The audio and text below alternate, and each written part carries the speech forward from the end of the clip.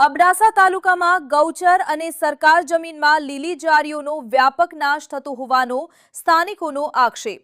અબડાસા તાલુકાના વિવિધ વિસ્તારોમાં ગૌચર તેમજ શ્રી સરકારની જમીનમાં ગાંડા બાવળ, મીઠી ઝાડ, દેશી બાવળ અને ખેડ જેવા ઉપયોગી વૃક્ષોનો સતત નાશ થઈ રહ્યો હોવાનું સ્થાનિકો દ્વારા આક્ષેપ કરાયો છે। સ્થાનિકોની ફરિયાદ મુજબ કેટલાક વિસ્તારોમાં મોટા પાયે કોલસા બનાવવાના ધંધા માટે આ લીલી જાળીઓ કાપવામાં આવી રહી છે। સ્થાનિક લોકો જણાવે છે કે ખારા મીઠા વર્ષોમાં બાવળ, મીઠી ઝાડ અને ખેર પશુઓ માટે અત્યંત ઉપયોગી ચારો પૂરું પાડે છે।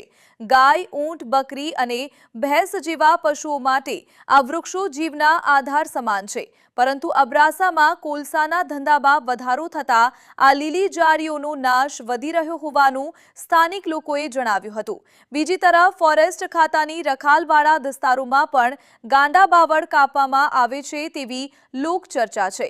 વિકાસ કાર્યો દરમિયાન રસ્તા બનાવતી કંપનીઓ દ્વારા પણ માર્ગમાં આવતી મીઠી જાળીઓ દૂર કરવામાં આવી હોવાની ફરિયાદો છે। સરકારના વૃક્ષ બચાવો, વૃક્ષ વાવોના સૂત્ર વચ્ચે જો સમયસર યોગ્ય તપાસ હાથ ધરવામાં આવે તો અનેક લીલી જાળીઓ બચાવી શકાય તેમ સ્થાનિકોનું માનવું છે। તેથી જંગલ ખાતાના કર્મચારીઓએ સ્થળ પર જઈ તપાસ કરી ગેરકાયદેસર કાપ પર કડક કાર્યવાહી કરે તેવી માંગ સ્થાનિકોની ઉઠી છે। મારું નામ જાડેજા મહેન્દ્રસિંહ રામભા। આ અમારી સીમમાં નીરી જાળી કપાય છે, ફૂલ ડીસી બાવર, જાળીઓ બધું કપાય છે કોલસાવાળા। એમાં આખું ચાલુ જ છે, નીરી જાળી કાંઈ પતતી નથી। અમારે અહીંયા માલને કામ આવે છે। આ બાવર માલ અમારો અહીંયા આના ઉપર પડે છે અને અહીંયા ખુલ્લેઆમ કાપે છે કોલસાવાળા। જગ્યાએ જાણ કરી કાંઈ કાર્યવાહી થતી નથી।